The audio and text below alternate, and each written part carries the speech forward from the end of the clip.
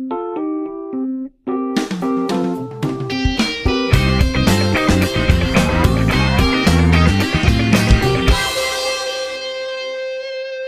boa noite, eu sou o Ismael Soares e vou falar para vocês um pouco hoje sobre eficiência de fluxo. Primeiro eu vou falar um pouquinho da definição do termo, né? O que é eficiência de fluxo. Aí eu dividi então um pouco as palavras para a gente poder entender um pouco melhor. Fluxo é um movimento contínuo de algo que segue um curso. E eficiência é a virtude de a gente extrair o melhor rendimento com o mínimo de erro. Então essas duas definições são definições do Google. E aí eu fiz uma definição minha do que é eficiência de fluxo, que é extrair o melhor rendimento de um movimento contínuo com o mínimo de desperdício possível. Certo? Faz sentido? Beleza. Então, duas coisas que a gente precisa distinguir é eficiência de fluxo e eficiência de recurso, tá? Porque muitas das vezes a gente trata as duas coisas como se fossem iguais e tem uma diferença. Para isso eu vou contar uma história para vocês de um paciente que está procurando atendimento médico. Vocês já devem ter passado por isso ou até visto alguém passar por isso, tá?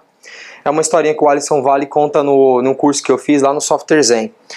Então assim, você imagina que um paciente ele tá sentindo dores no peito e aí então ele passa no médico, ele agenda uma consulta com o médico, com o cardiologista, e ele passa lá com o cardiologista fala para ele, olha, realmente você é candidato a ter uma grave doença, mas nós vamos ter que fazer um exame. E aí ele vai dar uma guia pro paciente solicitar o exame. O paciente volta para casa, liga no agendamento do convênio, seja lá do que for, vai agendar aquele exame, aí ele tem que esperar um tempo, às vezes vai demorar 1 mês, 2, para ele poder conseguir fazer o exame. Ele faz o exame, aquele exame vai para ser analisado por algum outro especialista, por um outro médico.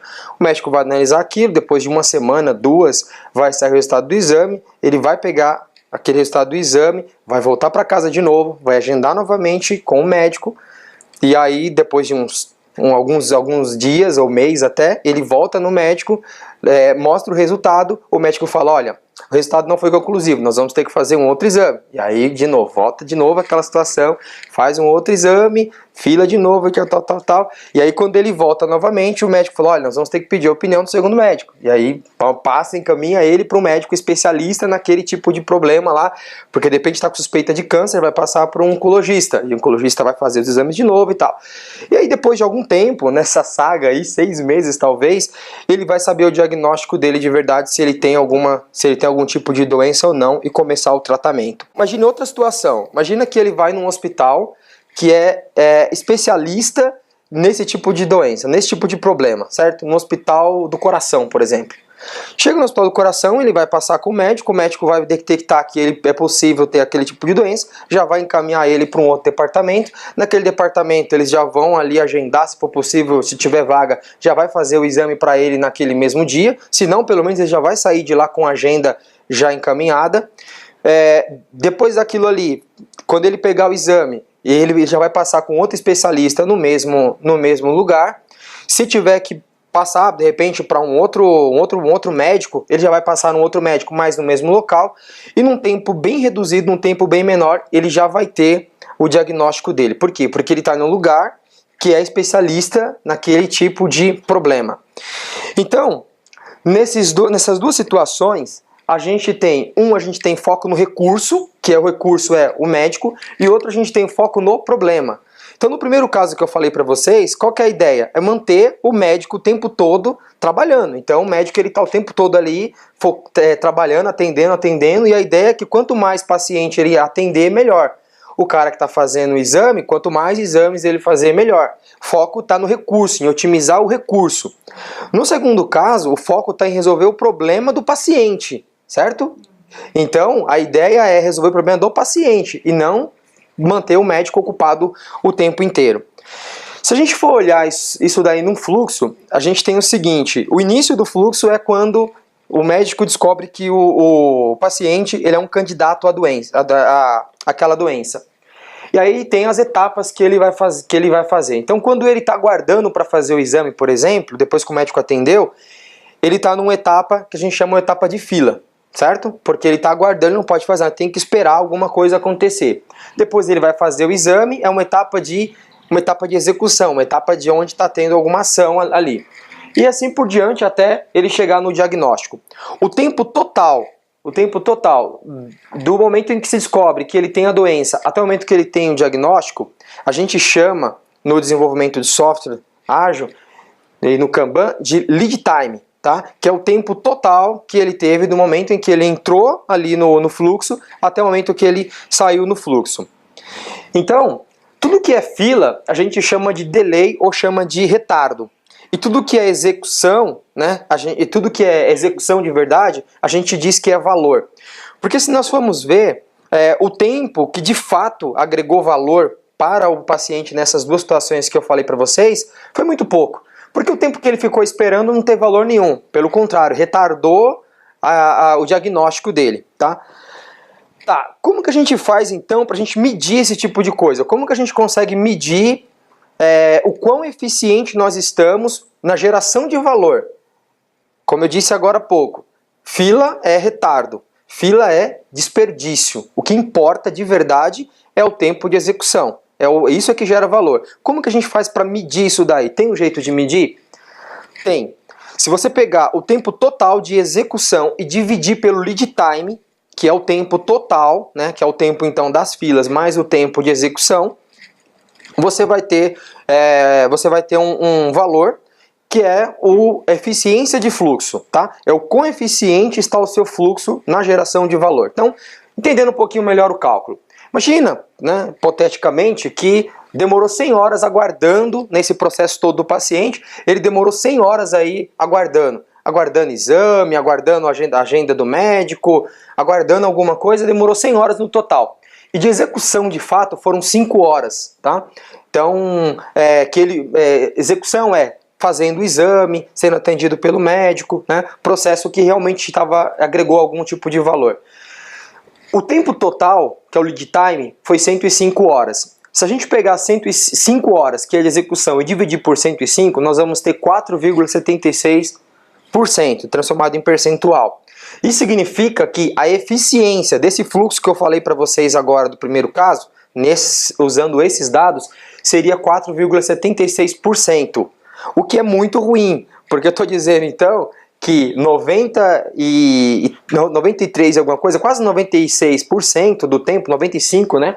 Quase 96% do tempo foi desperdício, certo? Se a gente está pensando em agregar valor. Beleza. Entendemos então como que a gente faz para medir. Como que a gente faz então para melhorar? Descobrir que o tempo está ruim, descobrir que o meu fluxo não está gerando o valor que eu queria que gerasse. Como que eu faço para melhorar? Aí vem algumas dicas. A primeira dela é limitar o WIP. O WIP é Work in Progress, é quantidade de demandas, quantidade de tarefas que estão em progresso. Então usei aqui uma imagem que é do próprio curso Software Zen, um quadro simples, né, como os que a gente já tem aqui. E ali tem várias etapas de análise, desenvolvimento, etapas de teste e tal. E o número que está em cima é o número que limita a quantidade de demandas que a gente pode ter nessas etapas.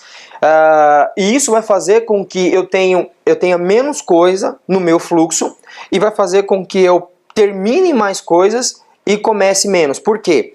Porque a ideia é que, no caso do teste ali, eu já tenho uma demanda ali em espera no teste e eu tenho uma fazendo, ou seja, eu já estou no limite. Porque o IP eu posso definir ele para a coluna toda ou eu posso definir o IP para colunas específicas. Então, por exemplo, o teste, eu posso ter to test, que é o que a gente tem aqui, ou em espera, e testing, que é fazendo realmente o teste. Eu posso definir um IP para as duas coisas ou eu posso ter um IP para cada um individual. No desenvolvimento, por exemplo, o to do e o doing, né, que é um espera e fazendo, a gente tem um IP único só. Então eu tenho 3, eu posso ter 3 esperando, eu posso ter uma esperando, 2 fazendo e assim por diante, desde que o total não ultrapasse 3. Mas naquela situação, por exemplo, do teste, que o IP já está dentro do limite, Se eu terminar uma tarefa ali, se o desenvolvedor terminar uma tarefa que ele está fazendo ali, um daqueles dois desenvolvedores terminar uma tarefa, ele não vai conseguir colocar na fila de teste, a menos que aquilo que está esperando ou que está sendo testado termine.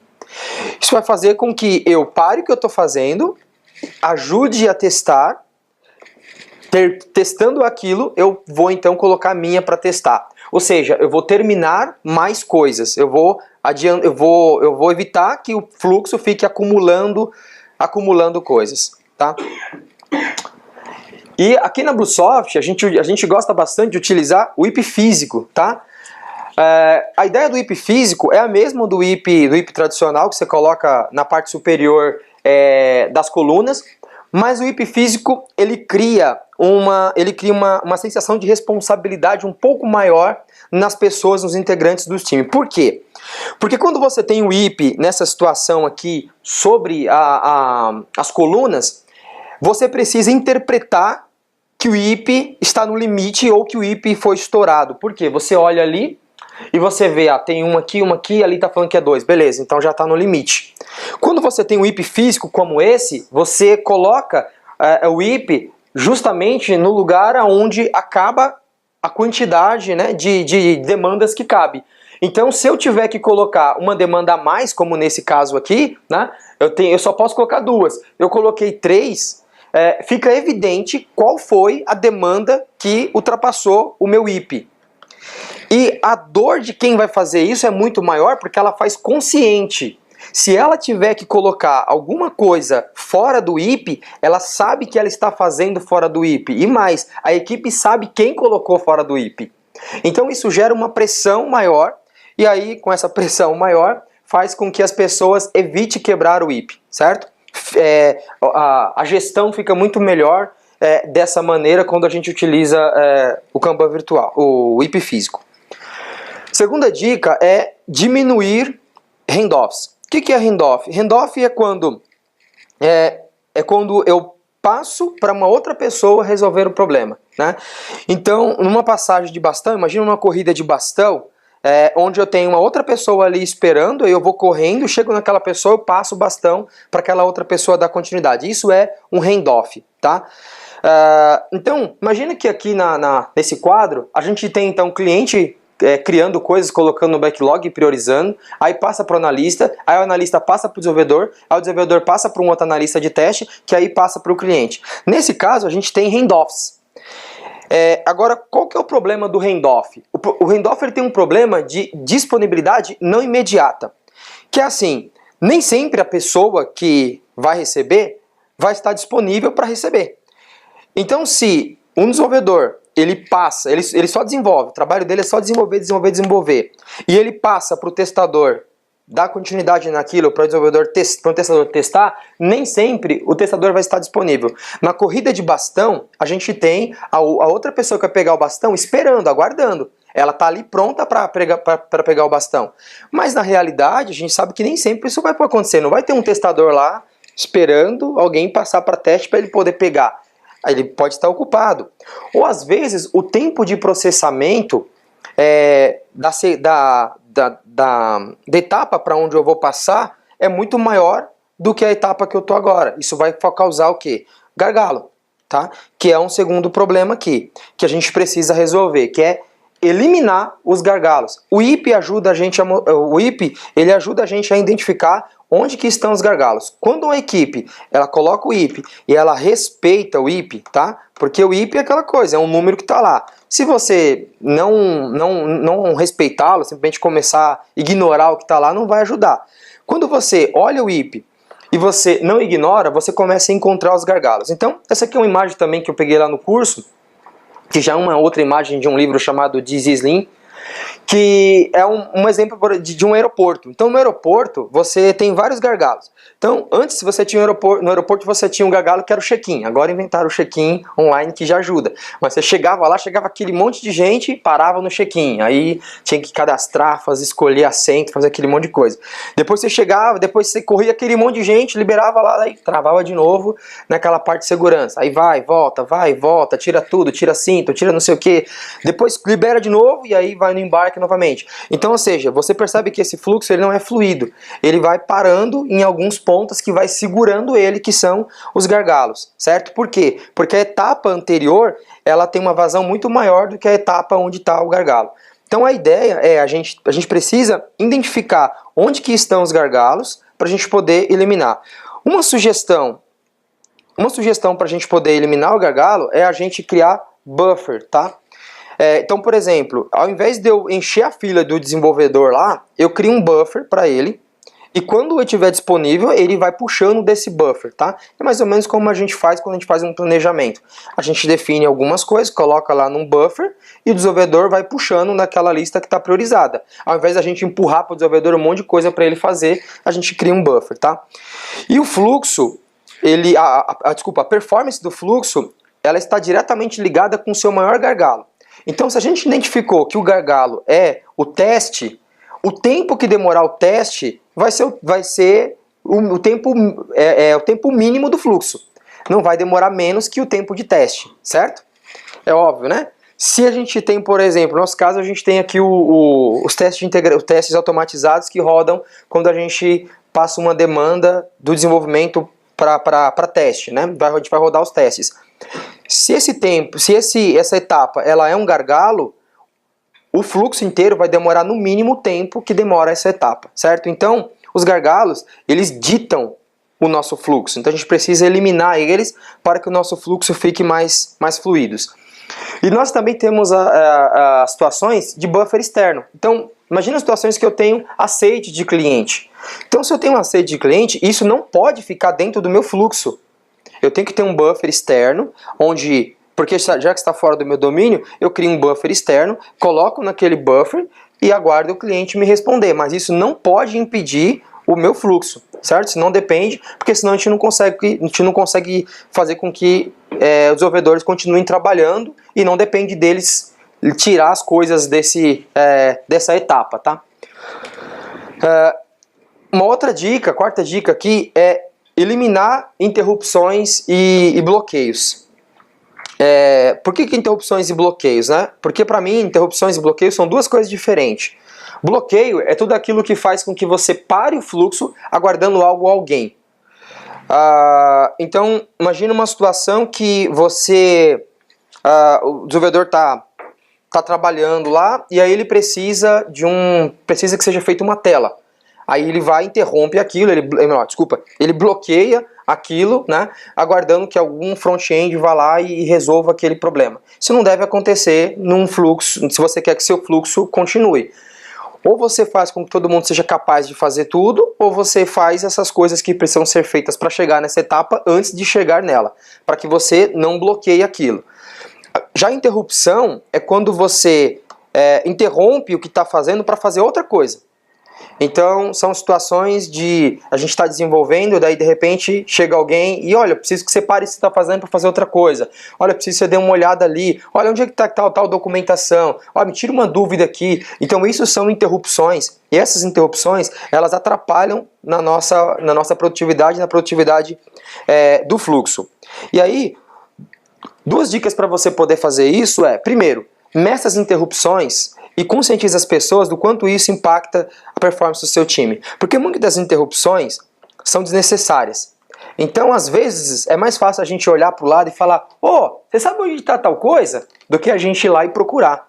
Certo? Porque é mais cômodo. Então, a gente interrompe muito as outras pessoas, até do nosso time, às vezes desnecessariamente. Às vezes alguém vem de outro departamento perguntar alguma coisa para você, que você vai lá e fala para ele, olha, vai em tal lugar e que você vai descobrir. Então, a gente tem que tentar medir essas coisas para mostrar, olha quantas vezes nós somos interrompidos. E isso foi tempo que a gente parou no nosso fluxo. Uma segunda dica é crie dificultadores para as interrupções. Então, um dificultador básico que você pode criar é fazer o seguinte, olha, antes de você falar com o desenvolvedor, fala comigo primeiro. Beleza? Fala comigo primeiro que aí se precisar eu passo para eles. É o que a gente tenta fazer aqui quando o pessoal do suporte precisa de ajuda. Ao invés de parar qualquer desenvolvedor aleatoriamente, fala com o analista. Só o fato das pessoas terem que dar a cara já vai fazer com que elas pensem duas vezes antes de interromper. Então, esse tipo de coisa que é simples, de você criar um dificultadorzinho básico, ou então você fala assim, olha, antes de você vir aqui, procure primeiro na base de conhecimento. Se não tiver na base de conhecimento, você vem falar comigo. Já vai dificultar a pessoa de falar com você. Por quê? Porque ela sabe que se eu falar com você, a primeira pergunta que você vai fazer é, já olhou na base de conhecimento? Se não tiver, ela vai levar uma bronca. Então você cria algum tipo de dificultador, já vai diminuir bastante o número de interrupções. O quinto é, resolva os problemas na raiz, não passe para frente. E aí, alguns de vocês já devem ter lido, já devem ter ouvido sobre a cultura da Toyota. Então nesse livro que fala do modelo da Toyota, tem um livro mais recente do Jeffrey, que fala da cultura da Toyota, que tem um negócio chamado Stop the Line.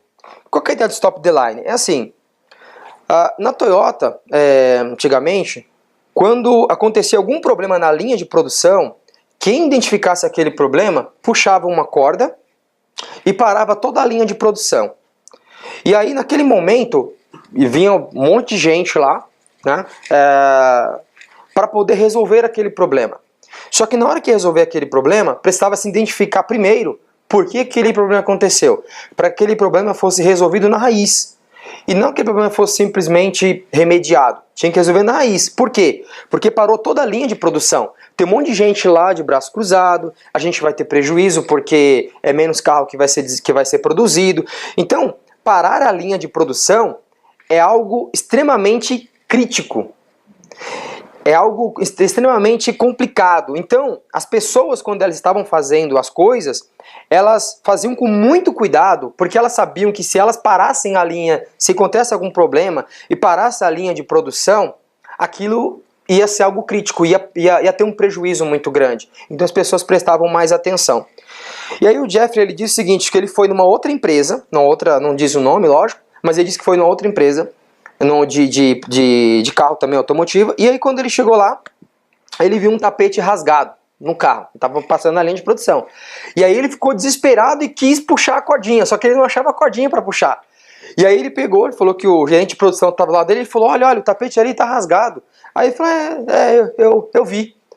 Então, mas a gente não vai fazer nada agora? Não, isso aí vai ser corrigido depois, tem uma etapa depois, você não vai para produção assim. Tem uma etapa depois de qualidade, lá uma equipe de qualidade que vai olhar isso daí e vai ver. Mas a gente não precisa então avisar para eles que tá o problema? Não precisa não, eles provavelmente já sabem. Então, qual que é o problema nessa abordagem?